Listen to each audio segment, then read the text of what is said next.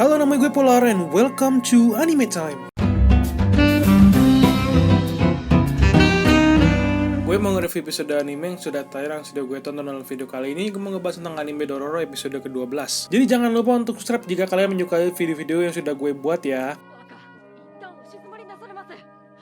Oke, langsung aja ke review kali ini. Di awal episode diperlihatkan rekapan ulang mengenai cerita masa lalu Hyakkimaru yang memang bisa kita ingat sebagai ingatan masa lalu yang cukup menyakitkan jika kita mengalaminya sendiri ya. Dan di episode ini pun kelihatannya segala rahasia yang sudah lama dipendam oleh keluarga Daigo atau keluarganya si Hyakkimaru sudah mulai terbongkar semuanya. Dengan pertemuan si Hyakkimaru dan Tahomaru yang sudah mendapatkan informasi mengenai si Hyakkimaru ini. Yikes, para penonton pun mungkin akan berpikir sama dengan saya. Pada saat di episode ini mungkin akan menjadi pertarungan terakhir, tapi bukan dan salah karena ini bukan akhir dari cerita di seri anime ini. Karena anime ini mendapatkan jatah 24 episode menurut informasi dari myanimelist.com. Jadi masih banyak cerita dan pembahas iblis yang akan dilakukan oleh si Hyakkimaru.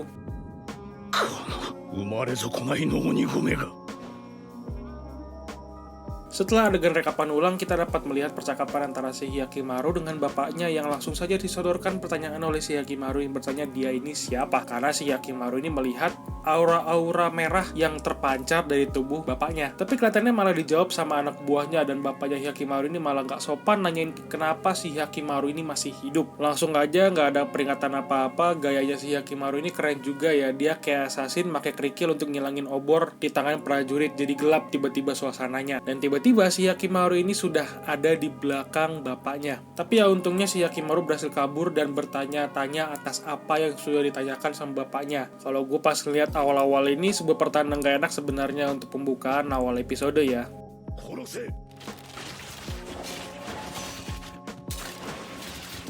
Setelah itu kita bisa melihat keadaan Dororo yang ditangkap oleh prajurit demi mencari bocah yang tertangkap di episode lalu. Di dalam penjara pun si Dororo ini sudah mulai sadar dengan lambang yang dari kantong kecil yang dipakai sama si Hyakkimaru. Setelah itu si Dororo berhasil kabur dengan melewati lubang yang ada di atas ruangan penjara. Di sini gue pikir si Dororo nggak akan kelihatan untuk episode ini, tapi kelihatannya dia ini masih menjadi titik fokus utama sebagai pendamping si Hyakkimaru.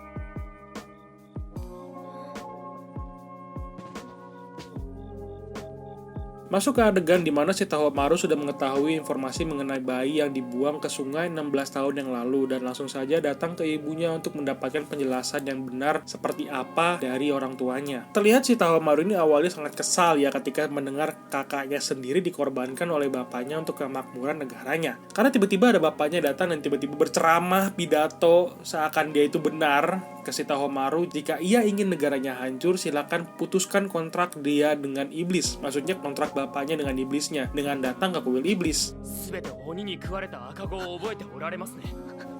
Ketika adegan itu juga gue pikir ya si Tahomaru ini gak akan nurutin bapaknya, tapi kelihatannya dia sudah mulai tercuci otaknya dengan pidato bapaknya. Memang terdengar aneh dengan kata-kata tercuci otaknya, tapi kalau kita pikirkan lagi, hal ini juga termasuk suatu hal yang dilema yang harus dipilih sama si Tahomaru. Di satu sisi dia mengutuk tindakan bapaknya, tapi dia juga tidak ingin rakyatnya menderita lagi jika dia memutuskan kontrak iblis bapaknya ini. Hal dilema inilah yang memang menjadi pusat perhatian di episode ini ya, karena hal yang dilema inilah yang membuat kita, para penonton pun bisa ikut berpikir jika kita di posisi yang sama dengan Tahomaru, kita akan memilih apa dan berbuat apa? Memilih kehidupan sengsara tapi kakaknya hidup, atau mengorbankan kakaknya demi hidup negara yang damai dan sejahtera?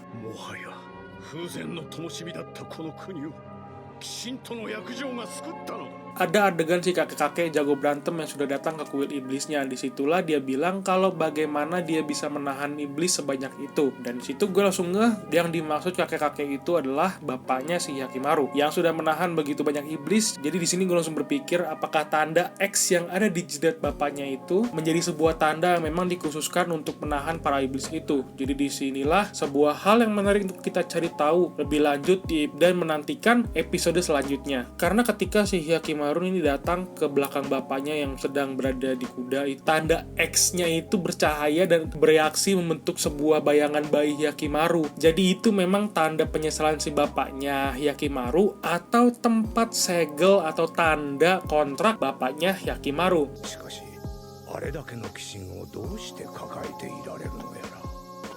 Dan terlihat juga setelah itu ada adegan si Tahomaru yang datang ke kuil iblisnya, tapi dia didorong oleh udara kencang yang terdorong keluar. Well, tidak seperti yang gue bayangkan sih. Gue pikir di sini bakalan ada muncul iblis gitu yang ingin berkomunikasi dengan si Tahomaru. Ternyata enggak. Dan masuk ke keadaan ibunya Hyakimaru yang membuat gue agak greget sih sebenarnya. Karena di sini letak adegan yang bikin gue penasaran sebenarnya. Karena gue pikir dia ini bakalan cuman meratapi kesedihan ketika tahu anaknya akan sekali lagi akan dibunuh oleh suaminya sendiri. Tapi rasa greget gue itu jadi rasa bimbang di sini malahan atas perilaku ibu ya Hyakimaru yang berperilaku heroik karena terlihat dia ini ada membawa pedang kecil untuk harakiri. Well, tanpa merendahkan karakternya, gue pikir ini sebuah tindakan penyesalan seorang ibu terhadap anaknya yang tidak bisa berbuat apa-apa dan tidak bisa melindunginya.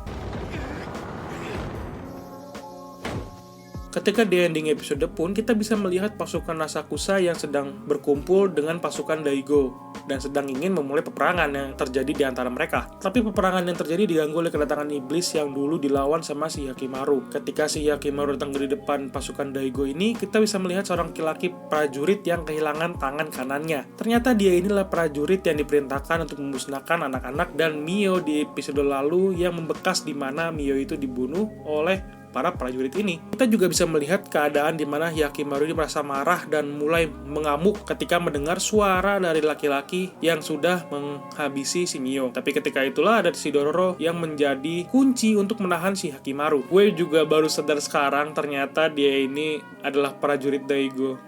Kelakuannya ya, kalau ngomong cuma diperintahin doang sih nggak apa-apa. Tapi lihat kelakuannya, sampai kelihatan kencing-kencing dia ngeliat si Hyakimaru, saking ketakutannya dia.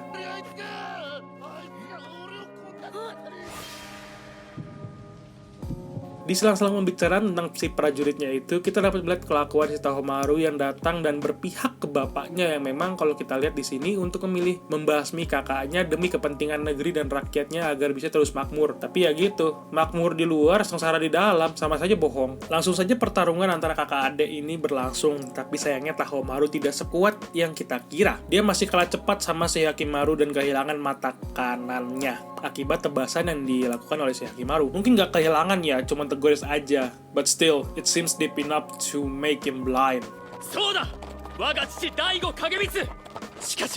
Gue pun langsung terkaget-kaget ketika pertarungan sedang berlangsung di mana emaknya si Hyakimaru ini tiba-tiba datang dan berjalan menuju Hyakimaru walau ditahan sama bawahannya Tahomaru. Disitulah kita dapat mendengar percakapan yang cukup ngena sih. Tapi buat gue sendiri percakapan ini masih kurang karena perilaku karakter yang tidak begitu aktif dan hanya terpaku pada patung tanpa kepala yang sering dibuat doa oleh ibunya. Dan satu lagi, bahwa para penonton pun tidak merasa ada bonding moment dengan karakter ini. Jadi apapun percakapan yang dilakukan sama si ibunya Hyakimaru ini tidak merasa simpatik gitu dengan dirinya. Karena dari awal episode, perilaku ibunya ini cuma terdiam di depan patung dan berdoa. Jadi tidak merasa ada bonding moment atau simpatik terhadap ibunya ini sih.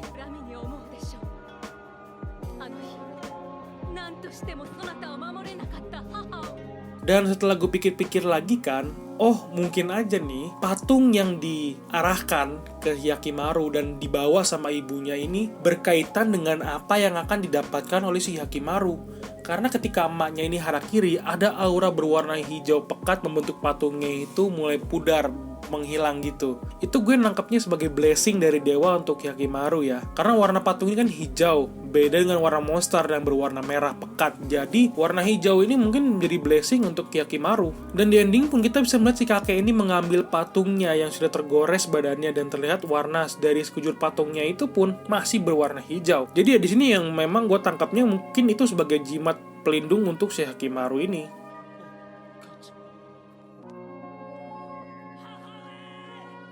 Untuk episode ini gue bisa bilang sisi dilema yang sudah diceritakan di sisi rakyat Daigo dan sisi dilema hidup Hyakimaru dan dilema yang dialami oleh ibu dan adiknya Hyakimaru ini yang memang difokuskan ke cerita ini. Tambah dengan drama dan percakapan yang dilakukan oleh ibunya Hyakimaru memiliki impact walaupun cuma sedikit, ada impact yang bermakna di ceritanya. Dari semua cerita yang sudah kita lihat, disinilah sebenarnya letak di mana para penonton pun ingin melihat keadaan ketika suatu keluarga Hyakimaru ini bertemu. Tapi tidak seperti yang gue bayangkan sejujurnya. Ekspektasi gue adalah ketika terjadi pertemuan antara keluarga Hyakimaru dengan Hyakimaru ini, yang gue bayangkan sejujurnya bakalan penuh darah atau penuh rasa simpatik di dalam ceritanya. Tapi semua terjadi dengan cepat dan penuh drama doang sih sebenarnya. Kalau dari alur ceritanya yang dibangun dari episode lalu, ketika cerita tentang Tahomaru yang bertemu dengan Hyakimaru, di follow up dengan Hyakimaru datang ke kota yang dipimpin oleh Daigo. Ya, mungkin semua letak puzzle yang menyerupai cerita dari seri anime ini sudah mulai terletak sesuai dengan urutannya masing-masing. Jadi di episode ini bisa dibilang menjadi pembawa cerita ke lembaran baru untuk cerita petualangan si Hyakimaru dan Dororo selanjutnya.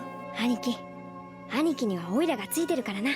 Di ending juga ketika para prajurit Daigo mundur, kita bisa melihat kalau ibunya Hyakimaru ini sepertinya belum mati sih kayaknya. Karena bisa terlihat langsung ditolong oleh bawahannya si Tahomaru. Kita pun bisa melihat kalau si Hyakimaru tidak terlihat sedih ya untuk ibunya yang melakukan harakiri. Karena di sini Hyakimaru belum pernah merasakan kehangatan oleh ibunya. Apalagi para penonton yang tidak memiliki bonding moment terhadap ibunya. Jadi maklumin aja sih, kecuali sama si Mio, itu lain ceritanya dan udah ada bonding moment. Lainnya sama mamanya udah nggak pernah lihat dari bayi, tiba-tiba harakiri. Jadi nggak kaget lah si Hyakimaru nggak ngamuk, cuman kaget doang ekspresinya karena dia tidak memiliki bonding moment ke emaknya. Jadi diwajarin aja sih menurut gue.